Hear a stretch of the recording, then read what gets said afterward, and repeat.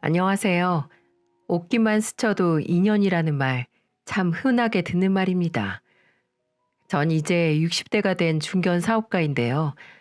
사업상 많은 사람들을 만나다 보면 사람 인연이라는 게 참 묘하다는 걸 금세 체감할 수 있습니다. 이를테면 제게 돈을 빌려가고 잠적한 아무개가 제 친구의 먼 친척인 경우도 있었고, 외국에서 잃어버린 지갑이 2년 만에 한국으로 되돌아와 찾은 경우도 있었어요. 인연의 소중함을 잘 알고 있는 제게 정말 기가 막힌 인연을 겪은 경험이 있습니다. 도저히 혼자 알고 있기에는 너무 귀한 경험이라서 이렇게 글을 드려봅니다. 더불어 제 사연을 통해 여러분들의 가슴에 작은 온기라도 깃들 수 있다면 더 바랄 나위가 없을 것 같네요. 전 에어컨에 들어가는 냉매 관련 부품을 제조하는 작은 회사를 운영하고 있는데요. 오래전부터 해오던 일이라서 나름 기술력도 있고 세계 유일의 특허 기술도 보유하고 있는 강소기업입니다. 처음 이 업계에 발을 디뎠을 땐 말도 못할 정도로 고생이 심했죠. 그렇지만 제가 할 수 있는 일이 있다는 것에 감사하며 열심히 일을 했고, 후에는 제가 독립해서 회사를 차릴 수 있을 정도로 성장을 했죠. 지금까지 이 일을 통해서 우리 식구 부족함 없이 건사했고, 수십 명에 이르는 직원들의 생계에 보탬이 되었으니 이 얼마나 감사한 일입니까? 하지만 제게 위기가 없었던 건 아니었어요. 수출 계약을 맺고 애써 제작한 상품들이 규격이 맞지 않는다는 이유로 모조리 인수 거절을 당한 적도 있었고요. 대금 결제가 늦어져 회사가 은행에 넘어갈 뻔한 위기도 여러 차례 있었습니다. 그런 위기를 겪을 때마다 아찔했지만 하늘에서 돌봐주신 덕택인지 어떻게 해서든 잘 극복할 수 있었습니다. 그리고 수십 년 전 정말 등골이 서늘했던 위기도 있었죠. 제 딸애가 겨우 서너 살쯤 되었을까요? 바쁜 일 때문에 가족끼리 제대로 된 나들이 한번 가지 못했던 저는 모처럼 만에 온 식구들과 함께 내장산 단풍을 구경 가기로 했죠. 그렇게 설레고 즐거운 날 전혀 예상치 못한 일이 벌어지고 말았어요. 직접 운전대를 잡고 정읍을 향해 고속도로를 달리고 있는데 느닷없이 옆 차선에 있던 차량이 갑작스럽게 끼어드는 게 아니겠어요? 본능적으로 핸들을 크게 틀었는데 그만 제 차량이 중심을 잃고 전복되고 만 것이었죠. 그 짧은 순간 꼼짝없이 죽는 줄로만 알았습니다. 귀청이 찢어질 듯한 굉음과 함께 아내와 아이들의 비명소리가 들리더군요. 땅을 구르던 차가 겨우 멈췄을 땐 차량이 천정과 바닥이 뒤집혀 있었어요. 다행히 안전벨트를 하고 있던 탓에 크게 다친 사람은 없어 보였어요. 자지러지게 우는 아이들을 달래며 차량에서 빠져나오기 위해 문을 열었습니다. 그런데 뭐가 망가져버린 건지 차 문이 옴짝달싹 하지도 않더라고요. 뒷문도 앞문도 모두 마찬가지였어요. 제가 아무리 용을 써봐도 도저히 차 문이 열리지가 않더라고요. 처음엔 어떻게든 열리겠지 하는 마음에 계속 문을 밀어냈습니다. 그런데 갑자기 차 안으로 매캐한 연기까지 스미기 시작하는 거예요. 타닥타닥 뭔가 타는 소리도 들리고요. 그러니까 이제 마음이 점점 다급해지는 겁니다. 어서 전복된 차 안에서 탈출하지 않으면 큰일 나겠다 싶더라고요. 바로 그 순간 누군가 차 밖에서 문을 열어주려고 애를 씁니다. 소화기까지 들고 와선 차량에 붙은 불을 꺼주었고, 문이 잘 열리지 않자 뒷좌석 유리창을 깨뜨리기 시작했죠. 그리고 팔을 뻗어 아이들부터 차례로 꺼내주었고, 저도 그 공간을 통해서 무사히 빠져나올 수 있었습니다. 겨우 탈출을 하고 나서야 사고 상황이 얼마나 심각했는지 알 수 있었어요. 제 차량은 종이장처럼 구겨져 있었고 새는 연료에 불도 붙어 있었어요. 조금만 늦었으면 정말 큰일 날 뻔한 상황이었던 거죠. 전 저희 가족을 구한 분에게 깊숙이 고개를 숙였습니다. 정말 감사합니다. 덕분에 목숨을 건졌어요. 정말 감사합니다. 별 말씀을요. 그래도 크게 다친 분들이 없어서 불행 중 다행입니다. 이 은혜를 어떻게 갚아야 할지 연락처라도 주시면 살해하겠습니다. 아닙니다. 저도 가족들이랑 시골에 내려가던 중이었어요. 다친 사람이 없으면 된 거죠, 뭐. 그럼 전 이만 돌아가 보겠습니다. 사고 처리 잘 하시고요. 그래도 이렇게 가시면 어떡합니까? 저희 가족 목숨을 구해준 분이신데. 아이고, 사장님, 괜찮습니다. 제가 도움이 됐다는 것만 해도 기분이 좋은데요. 어서 가족들 챙기시고 사고 처리 잘하세요. 그렇게 그분은 갓길에 세워둔 자신의 차량으로 걸음을 재촉하더군요. 제 입장에선 너무 고마우신 분이죠. 그분의 용감한 행동이 아니었다면 살아 숨쉴 수 없었을지도 몰랐으니까요. 그런데 이게 웬일입니까? 자신의 차량으로 돌아가던 그분을 향해 커다란 트럭이 덮쳐오는 게 아니겠어요? 트럭 운전자는 사고 현장을 미처 발견하지 못한 듯 했습니다. 급하게 급제동을 해보지만 절 구해준 그분을 덮치더니 갓길에 세워진 차량까지 충격하고 멈춰섰어요. 너무 놀란 저는 급히 달려가 도로에 쓰러진 그분을 살펴보았죠. 하지만 피를 철철 흘리며 축 늘어져 있더군요. 한눈에 봐도 소생하기는 어려워 보였습니다. 이게 무슨 날벼락 같은 일일까요? 절 돕기 위해 차에서 내렸다가 오히려 2차 사고를 당해버리고 만 것이었어요. 게다가 가족들이 기다리고 있던 그분의 승용차도 트럭과 부딪히는 바람에 심하게 손상되어 있었죠. 말 그대로 도로는 아수라장이 되어 있었습니다. 구급차와 소방차가 출동을 해서 사고 현장을 수습하기 시작했죠. 절 구해준 그분과 가족들도 차례로 실려갔고 저희 가족 역시 인근 병원에 옮겨져 검사를 받았습니다. 검사를 받는 내내 그분의 얼굴이 떠올라 지워지지가 않더군요. 하필 저를 구해주려다가 크게 다치고 만 겁니다. 얼핏 보기에도 심각한 중상이었어요. 같은 병원에 옮겨졌으면 들여다보기라도 했을 텐데 아마 다른 병원으로 이송된 것 같았어요. 비교적 가벼운 부상이었던 우리 가족은 곧 병원에서 나올 수 있었고 경찰서에서 사고와 관련된 조사를 받은 다음 가족들을 데리고 집으로 돌아갈 수 있었어요. 그리고 다음 날이 되자마자 수소문을 해서 그분이 옮겨진 병원을 알아낼 수 있었죠. 그리고 곧바로 그 병원으로 향했습니다. 부디 저희 가족을 구해준 그분이 무사히 살아계시길 빌고 또 빌었어요. 하지만 병원에 도착한 제가 그분을 찾은 순간 제 바람이 산산조각이 났다는 걸 알 수 있었습니다. 어젯밤 교통사고로 이송된 그분은 심각한 부상으로 사망했다는 것이었어요. 하긴 트럭에 정통으로 치인 모습을 제 눈으로 똑똑히 보았는데 살아있을 리가 만무했죠. 그나마 다행인 것은 차에 타고 있던 그분의 가족들은 다행히 생명엔 지장이 없었다는 점이었습니다. 무엇에라도 홀리듯 병원에 차려진 그분의 빈소에 찾아갔습니다. 그 자리엔 가장을 잃고 혼자 된 미망인이 쓸쓸히 앉아있더군요. 영정사진 속 그분은 제게 보였던 따뜻한 미소를 그대로 품고 계셨고요. 오동수, 전 고인이 된 그분의 이름을 평생 기억하겠다 다짐했습니다. 하지만 차마 용기가 나질 않아서 빈소에 인사를 드릴 수가 없었어요. 모든 원망이 저에게 쏟아질까봐 두려웠던 것이었죠. 가지고 있는 돈을 모두 털어 조이함에 넣고는 쫓기듯 그 자리를 떴습니다.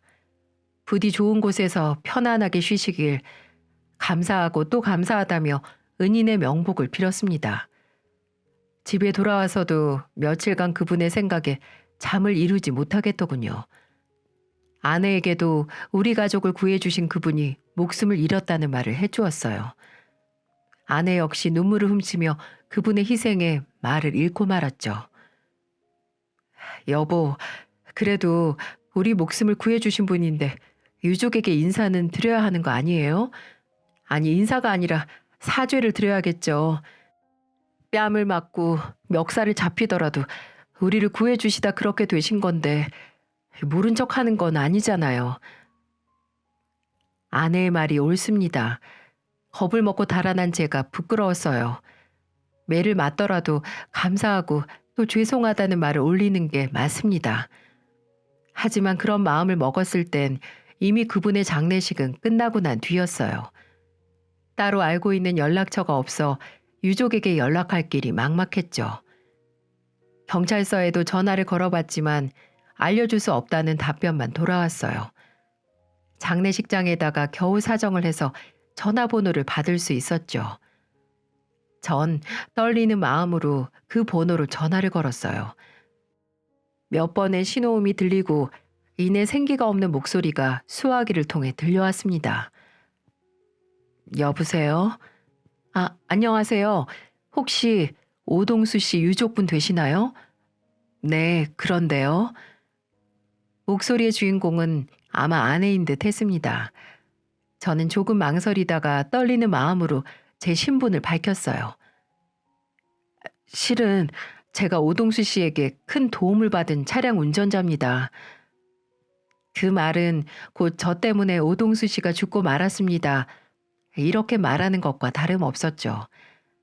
전 마른 침을 꼴깍 삼키며 그녀의 반응을 기다렸어요. 네, 그러시군요. 지난번에 빈소에 다녀가셨죠? 네? 아니, 그걸 어떻게... 이름도 적지 않은 조의금 봉투가 있더라고요. 그쪽에서 오셨다는 생각이 들더군요. 괜찮은데 오셔서 절이라도 하시지.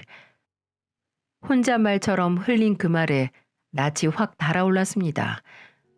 원망을 받을까봐 두려워 목숨을 구명해준 은인에게 고맙다는 인사도 건네지 못했네요. 정작 그분의 아내는 절 용서했는데도 말입니다. 너무 부끄러워서 고개를 들 수가 없었어요. 죄송합니다. 정말 면목이 없습니다. 뒤집어진 차량을 발견하고 망설임 없이 뛰쳐나가는 그 일을 말릴 새도 없었죠. 남편에게 큰일이라도 날까봐 너무 무서웠어요. 제발 무사히 돌아오라고 기도했죠. 하지만 결국 이렇게 돼버렸지만은요. 남편의 선택이었으니 그쪽을 원망할 이유가 없어요. 가족 모두가 무사하다는 말 전해 들었어요. 다행이네요.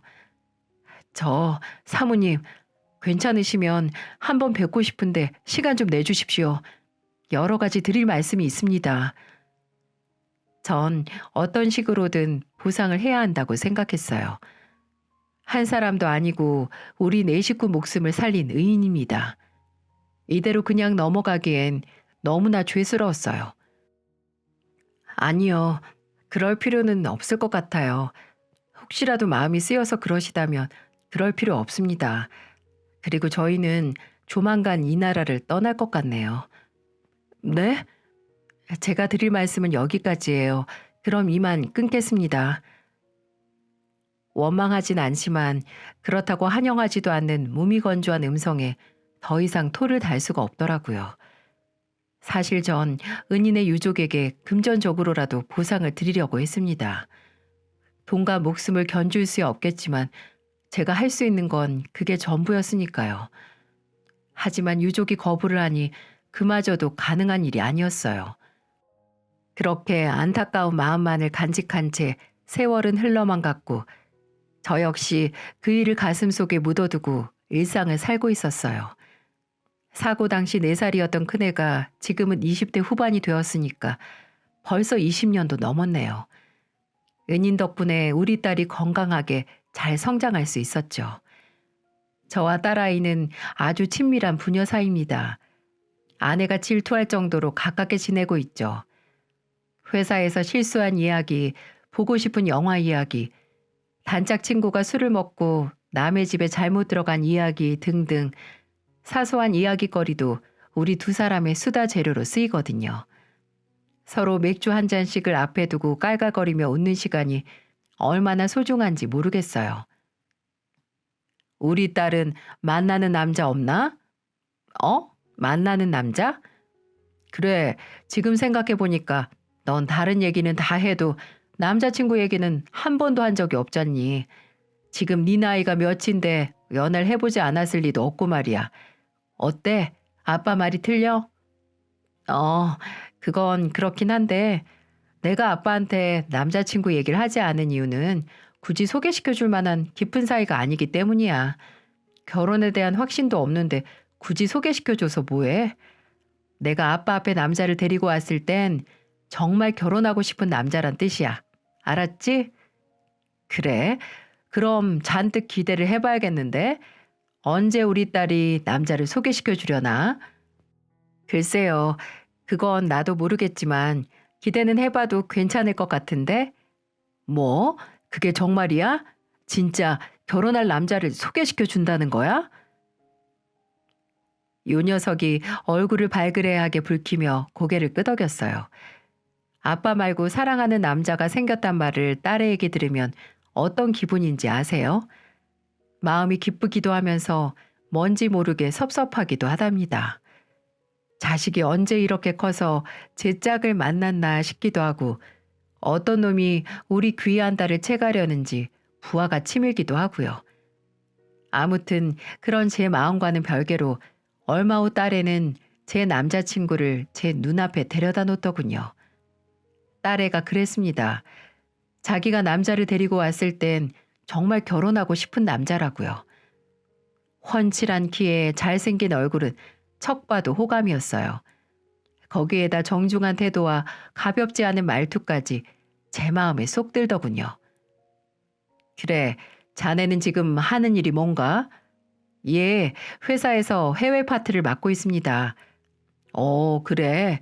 우리 애랑 만난 지는 얼마나 됐지? 1년 조금 넘었습니다. 그래, 서로 다투지 말고 잘 만나고 있는 건 맞지? 물론입니다, 아버님. 아버님 소리가 술술 잘도 나옵니다. 그게 좀 얄밉게 보였지만 대체로 괜찮은 청년 같더군요. 그런데 이게 웬일입니까? 화장실에 다녀오겠다며 자리에서 일어난 그 녀석이 다리를 심하게 절며 걷는 게 아니겠어요? 전 애써 놀란 마음을 감추곤 딸아이에게 물었죠. 뭐냐? 저 친구 다리를 다쳤나? 아, 그게 아니고 원래 좀 다리를 절어. 뭐? 원래?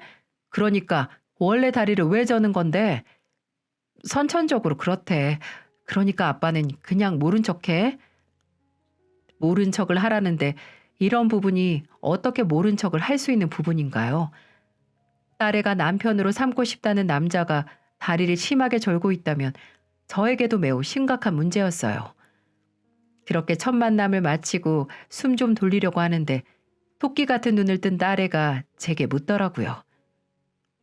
아빠, 어때? 내가 남편감은 정말 잘 골랐지? 어?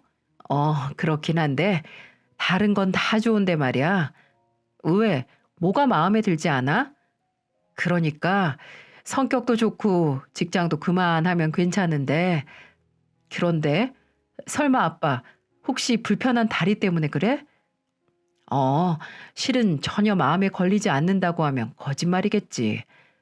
그게 어때서 목발지고 걷는 것도 아닌데 걸을 때 좀 불편하거나 오래 걷지 못하는 것 빼고는 아무 이상 없어. 그러니까 괜한 편견 갖지 마. 아빠가 편견을 갖는 게 아니라 기왕이면 몸이 성한 친구가 네 남편이 되는 걸 바라는 거지. 아빠 입장이라면 누구든 그런 생각을 할 거야. 몸이 성한 것보다 마음이 성한 사람을 만나야지. 안 그래? 아무튼 난 그런 건 아무 상관없어. 아빠, 나 그 사람이랑 꼭 결혼하고 싶어. 그러니까 허락해줘요. 저와 아내는 서로의 얼굴을 바라보며 한숨을 내쉬었습니다. 아내의 마음도 제 마음과 크게 다르진 않을 겁니다.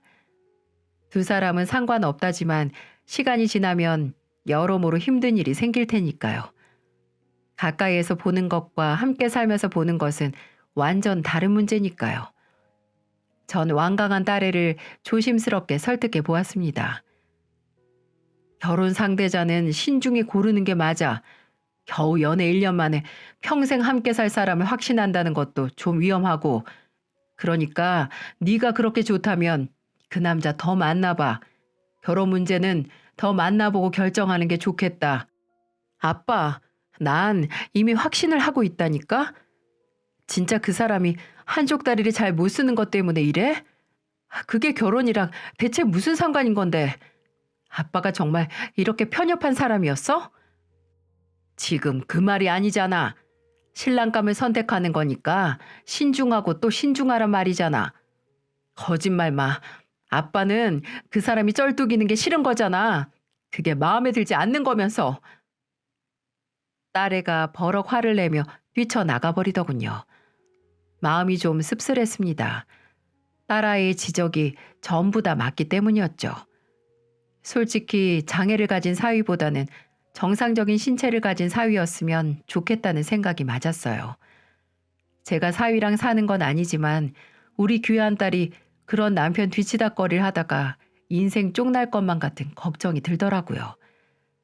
제발 딸애가 부모의 마음을 이해해주고 다른 신랑감을 찾았으면 좋겠다고 생각을 했죠.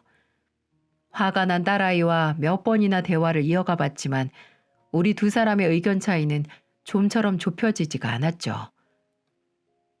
난 네가 이 아빠 입장도 이해해줬으면 해. 내 소중한 딸이 정상적인 남자랑 살고 싶은 걸 바라는 거 당연한 거 아니니? 신체적인 장애가 정상적이지 못하다고 생각하는 아빠가 진짜 장애라는 거 왜 몰라? 아빠 말처럼 그 사람이 장애면 그 큰 회사에서 왜 고용을 했겠어? 누구보다 성실하고 훌륭한 남자야. 심지어는 술, 담배도 하지 않아. 그런 남자면 당연히 신랑감으로 최고 아니야? 그래, 그 친구가 바르고 훌륭한 친구라는 거 알겠어. 하지만 아빠는 더 건강했으면 좋겠다고. 아빠 말이 무슨 뜻인지 못 알아들어? 그러니까 다리 조금 저는 게 왜 건강하지 못한 거라고 생각하냐고. 아빠야말로 너무하는 거 아니야? 어쩜 사람을 그런 식으로 평가를 해? 이제 됐어. 아빠 허락 같은 거 필요 없어. 앞으로 내 인생은 내가 알아서 할 테니까 이제 아빠는 내 인생에서 신경 꺼. 뭐라고? 너 말 다 했니? 딸애가 냉정한 말을 쏟아내는데 정말 마음이 아프더라고요. 왜 부모 마음을 이렇게 몰라주고 고집을 피우는 걸까? 자식 키워봤자 엄한 놈 좋은 일만 시킨다더니만 이래서 그런 말이 나왔구나 하는 생각이 들더라고요. 하지만 이번만큼은 양보하고 싶지 않았습니다. 지금이야 지가 좋아하는 남자를 반대하니까 서럽고 원망스럽겠지만 시간이 지나면 아빠 말 듣기를 잘했다고 생각할 테니까요. 전 좀 더 강하게 반대를 해야겠다고 결심을 했죠. 이제 그냥 허락해주자는 아내에게도 단단히 일러두었습니다. 당신 마음 단단히 먹어야 해. 제가 결혼하고 싶은 마음에 생떼를 써도 절대 넘어가면 안 된다고. 내 말이 무슨 말인지 알아들었어? 아유, 당신도 참. 다 큰 애들끼리 서로 좋다는데 그걸 억지로 어떻게 말려요. 몸이든 마음이든 그 정도 흠결 없는 사람이 어디 있겠어요.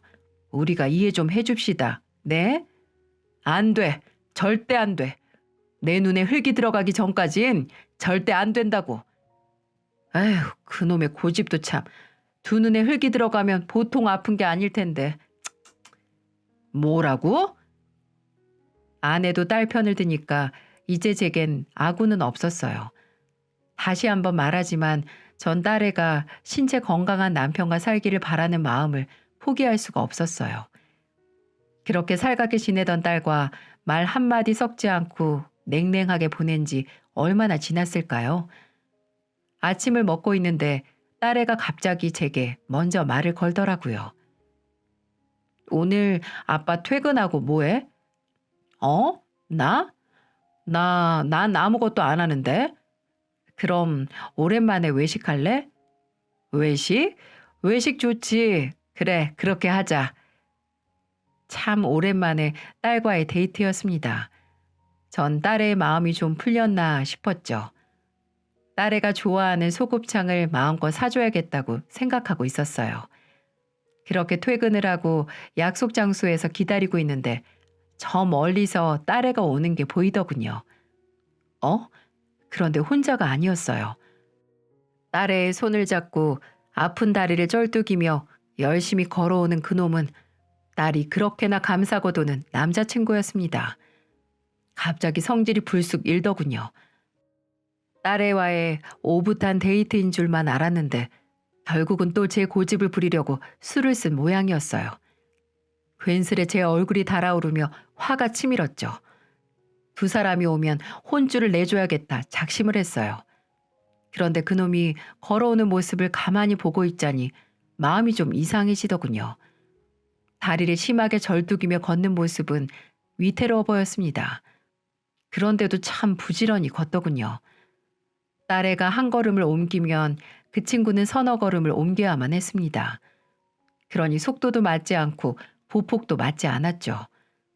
딸애는 그런 남자친구의 속도에 맞춰 잡은 손을 놓지 않고 연신 그 친구를 살피며 걸었어요.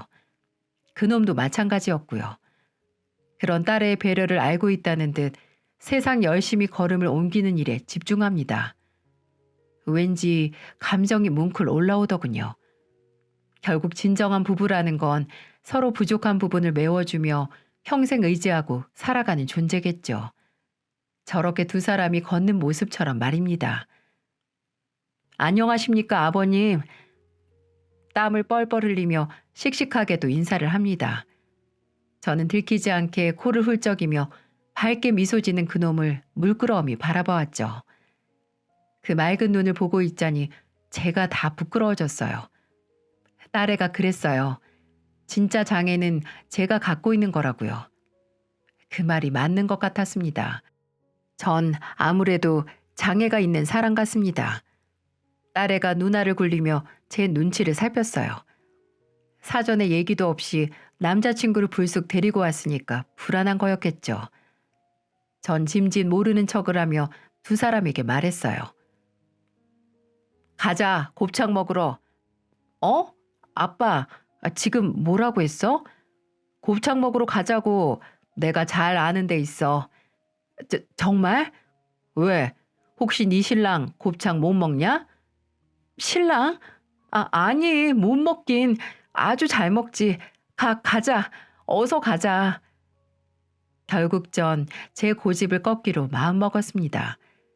그리고 인정하긴 싫지만 제 딸애와 남자친구가 저보다 훨씬 더 훌륭한 사람이라는 것도 알게 되었고요.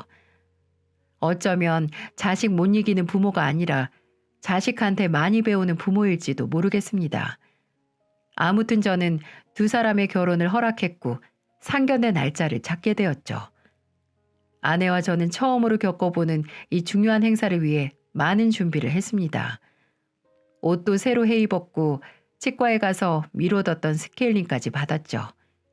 어디 그뿐이겠어요? 예비 사돈들을 만나면 무슨 말을 어떻게 해야 할지 미리 예행 연습까지 했다니까요. 뭐 남들이 들으면 유난이라고 할지도 모르겠습니다. 하지만 귀한 딸 시집 보내는데 자그마한 실수 같은 건 최대한 하고 싶지 않은 마음이었죠. 그렇게 전 아내와 상견례 장소로 향했고요. 처음으로 예비 사돈들을 만날 수 있었죠. 어색한 만남이었지만 서로 반갑게 인사를 나누고는 이런저런 대화를 시작했습니다. 사부인과 바깥사돈 두 분 모두 인상이 참 좋으시더라고요. 차분히 자신의 생각을 말씀하시는 것도 인상 깊었습니다. 예비 사위가 바르고 착한 이유가 다 있었더라고요. 사부인께서 송구한 말씀을 꺼내셨어요. 귀하디 귀한 따님을 내주셔서 감사드립니다. 며느리가 아니라 친딸처럼 잘 대하겠습니다. 별 말씀을요. 사부인이야말로 아드님을 참 올곧게 키우셨어요. 이런 사위를 제게 주셔서 정말 감사드립니다. 아니에요. 부족한 게 참 많은 아이예요. 보시다시피 몸도 성치 않고요. 그저 예쁘게 봐주셔서 고마울 따름입니다. 아니요. 제가 본 청년 중에 가장 훌륭한 청년이었습니다. 이런 남자라면 제 딸을 평생 맡겨도 든든할 것 같네요. 아유, 감사합니다. 불의의 사고 때문에 한쪽 다리가 성하진 않지만 속 한번 썩이지 않고 잘 자라주었죠. 저도 아이에게 배울 때가 참 많답니다. 네, 사부인 말씀이 옳습니다. 저도 벌써 이 친구한테 많은 걸 배웠는걸요. 상견례 분위기는 무척 화기애애했습니다. 불필요한 가식은 지우고 서로 진심으로 대화를 나눈 덕일 거예요. 제가 마음을 바꾼 게 얼마나 다행인지 새삼 깨닫게 되었죠. 그런데 시간이 지날수록 사부인을 어디선가 본 것 같다는 생각이 들더군요. 확실히 떠오르진 않지만 분명 낯이 익은 얼굴이었어요. 그렇다고 이런 자리에서 사부인께 우리 어디서 본 적 있지 않냐고 물을 순 없지 않습니까? 그래서 속으로만 그렇게 생각을 하고 있었죠. 그런데 사부인이 뜻밖의 말을 꺼내는 게 아니겠어요? 우리 애가 저렇게 불편한 몸이 된 건 다 전부 제 탓입니다. 아이가 어렸을 때 애들 아빠와 외갓집에 가던 길이었는데 그만 교통사고를 당하고 말았죠. 그 후유증으로 아이가 한쪽 다리를 쓰지 못하게 된 겁니다. 아, 그런 아픈 사연이 있으셨군요. 네, 어머니가 너무 보고 싶어서 고향에 가자고 남편을 쫄랐거든요. 그렇게 고향에 가던 길에 우연히 전복된 차량을 본 남편이 도와야겠다면서 차를 세웠죠. 그 안에는 한 가족들이 있었거든요. 남편은 그런 걸 절대 지나치지 못하는 성미랍니다. 차문이 열리지 않자 창문까지 깨가면서 겨우 그 사람들을 구해냈죠. 그렇게 막 현장을 떠나려던 찰나에 커다란 트럭이 남편과 저희 차를 그만 덮쳐버렸죠. 전 제 귀를 의심했습니다. 제가 경험한 일과 매우 흡사한 이야기를 사부인께서 하니까 무척 당황스럽더군요. 하지만 제가 아는 동일인이 아닐 거라고 생각했어요. 과거 절 도왔던 그분은 바로 돌아가시고 말았습니다. 하지만 지금 제 앞에는 바깥사돈이 계셨으니까요. 크게 다친 남편은 병원에 실려갔지만 얼마 못 가 죽었고요. 우리 불쌍한 아들은 한쪽 다리에 장애를 안고 살아야만 했습니다. 네? 저 사부인. 그럼 지금 계신 바깥사돈께선 네, 남편을 먼저 떠나보내고 난 후 나중에 다시 만난 사람이에요. 저에게 아주 큰 힘이 돼준 사람이죠. 애들도 당연히 아버지라 여기면서 살았고요. 갑자기 심장이 빨리 뛰며 정신이 혼미해지더군요. 그러고 보니 낯이 익은 사부인의 얼굴이 오래전 묻어둔 인물과 점점 겹쳐 보였어요. 전 떨리는 마음으로 조심스레 물었죠. 사부인, 혹시 돌아가셨다던 그분의 성함이 오동수 씨가 맞습니까? 예? 아니 사돈께서 그 이름을 어떻게... 어머, 설마... 사부인의 눈이 커다래지며 입을 다물지 못합니다. 아내 역시 크게 놀라 뛰는 심장을 부여잡았어요. 영문을 몰랐던 애들도 이게 무슨 상황인 건지 몰라 눈을 크게 뜨더군요. 맞습니다. 제가 오동수 씨에게 목숨을 빚진 그 사람입니다. 아니 그럼 세상에 어떻게... 그러게 말입니다. 어떻게 이런 인연이 있을 수 있는지... 정말 기가 막히더군요. 저와 식구들의 목숨을 구해준 은인의 아들이 제 사위가 된 것이었어요. 세월을 돌고 돌아 다시 이런 식으로 인연이 닿을 줄 누가 알았겠습니까? 당연히 상상조차 하지 못했죠. 게다가 바깥사돈이 떡하고 계시니 그런 생각은 티끌만큼도 할 수가 없었고요. 사람 인연이라는 게 참 신기하더군요. 그런 줄도 모르고 은인의 아들을 홀대했으니 면목이 없었습니다. 하늘에 계신 그분께서 꾸중을 하는 소리가 제 귓가에 들리는 것만 같았죠. 저는 체면도 잊은 채 사부인의 손을 붙잡고 눈물을 흘리고 말았습니다. 사부인, 우리가 또 이렇게 만나게 되었네요. 평생 빚지는 마음으로 살았습니다. 하지만 도저히 갚을 길이 없어서 한처럼 생각했는데 이렇게 사돈관계로 다시 만나게 될 줄 누가 알았겠습니까? 예, 그렇군요. 정말 놀라운 인연이네요. 사부인, 이렇게라도 만났으니 제가 이비 갚겠습니다. 우리 사위 앞으로 귀하게 여기면서 잘 보살피겠습니다. 전 은인의 가족들을 다시 만난 것이 운명이라는 생각이 들더군요. 이제야 무겁게 누르던 마음의 빚을 갚을 수 있는 길이 열린 셈이었죠.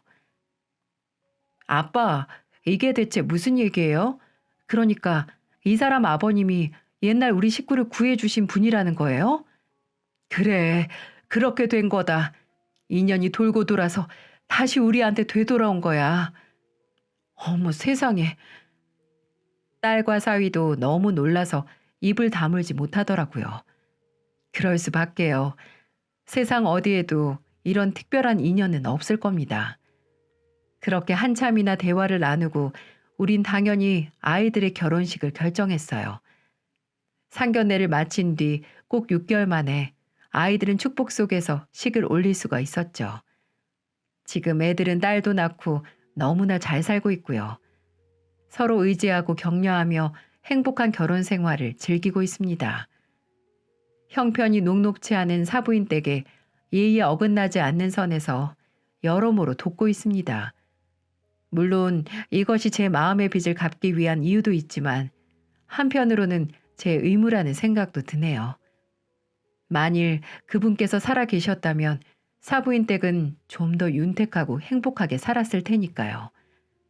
그리고 전 사부인에게 정중히 물어서 은인이 계신 곳을 알아두었습니다. 그리고 가끔 그곳에 찾아가 감사 인사를 드리곤 하죠. 그동안 잘 계셨죠? 진즉부터 감사하다는 말씀을 꼭 드리고 싶었는데 이제야 인사를 드립니다. 덕분에 저와 우리 식구 모두 잘 지낼 수 있었습니다. 거기에다 귀한 아드님이 제 사위가 되었으니 얼마나 잘된 일이에요. 친아들처럼 생각하며 잘 데리고 있겠습니다. 그러니까 걱정 마시고 편히 쉬세요. 참 오래된 일이지만 아직도 그분의 얼굴이 생생합니다. 그땐 마치 신이라도 내려온 것처럼 생각됐거든요. 어떠신가요? 정말 특별한 인연이 맞죠? 신기한 인연에 대한 제 이야기를 이제 마치려고 합니다. 무엇보다도 중요한 건 애들이 행복하게 잘 살고 있다는 것이겠죠. 전 이 소중한 인연을 죽을 때까지 잘 지켜내려고 합니다. 함께 해주셔서 감사합니다.